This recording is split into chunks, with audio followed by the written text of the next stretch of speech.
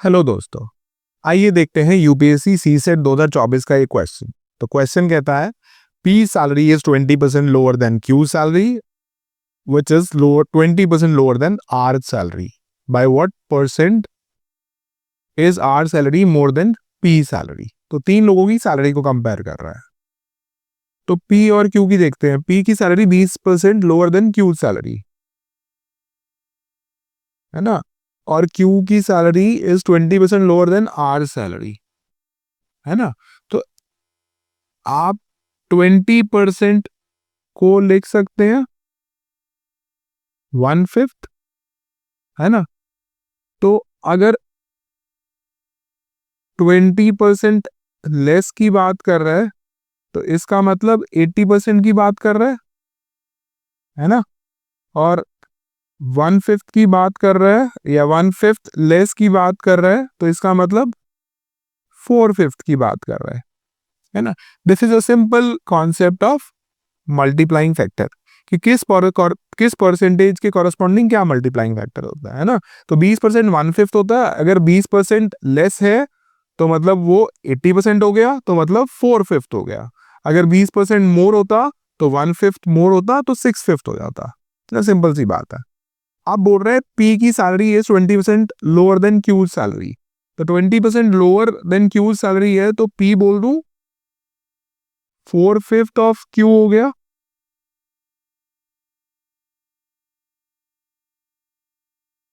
यहां लिख देते हैं पी 4/5 ऑफ क्यू हो गया, है ना। और बोल रहा है क्यू इज 4/5 ऑफ आर, और कंपैरिजन किस में चाह रहा है, पी एंड आर में। तो सिंपली मैं क्यू को सब्स्टिट्यूट कर दूं यहाँ पे, है ना। तो इसका मतलब P would be equal to 4/5 of R which is 16/25 R. तो पूछ रहा आर पी से कितने परसेंट ज्यादा है। आर और पी का कंपैरिजन हो रहा है, तो R as compare to P कितना हो गया 25/16। तो जिससे भी कंपैरिजन होता है उसको हमेशा डिनोमिनेटर में लेते हैं, राइट। तो R as compare to B कितना है 25/16। तो अगर वही मल्टीप्लाइंग फैक्टर वाली बात करूं तो 9/16 ज्यादा है, राइट। तो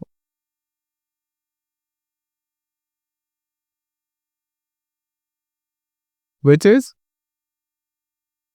कितना हो गया, ये हो जाएगा 8/16 प्लस 1/16। तो 8/16 क्या होता है, हाफ, और ये क्या होता है 1/8 का हाफ, या फिर हाँ, ये होता है 50%, और 1/8 होता है 1/4 का हाफ, 25% का हाफ, मतलब 12.5%। तो 12.5 का हाफ कितना हो जाएगा 6.25%। तो ये कितना हो गया 56.25%, है ना। तो आर सैलरी पी से 56.25% ज्यादा है। समझ में आया, है ना। अगर आपको ये चीज कॉम्प्लिकेटेड लग रही है, बिकॉज ये चीजें मैं मल्टीप्लाइंग फैक्टर के कॉन्सेप्ट में पढ़ा चुका हूं, अगर आप और डिटेल में इस चीज को समझना चाहते हैं आप हमारी वो वीडियो देख सकते हैं। अदरवाइज आपने आर अपॉन पी निकाल लिया, तो आपको निकालना है क्या, R minus P by P into 100%, है ना। तो सिंपली क्या करिए, इसको 25/16 - 1 इंटू 100 कर दीजिए। ये जो आएगा वो यही आ जाएगा, है ना।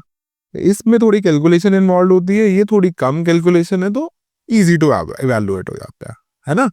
तो यूपीएससी में क्वेश्चन आपकी कैलकुलेशन स्किल्स को रादर ना पूछते हुए आपकी लॉजिकल एबिलिटी को टेस्ट करना चाहता है, तो वो ज्यादा आपको कैलकुलेटेड फिगर्स नहीं देगा, है ना, जो कि इस क्वेश्चन में भी केस था। तो आई होप ये क्वेश्चन आप समझ पाए हैं। Thank you so much.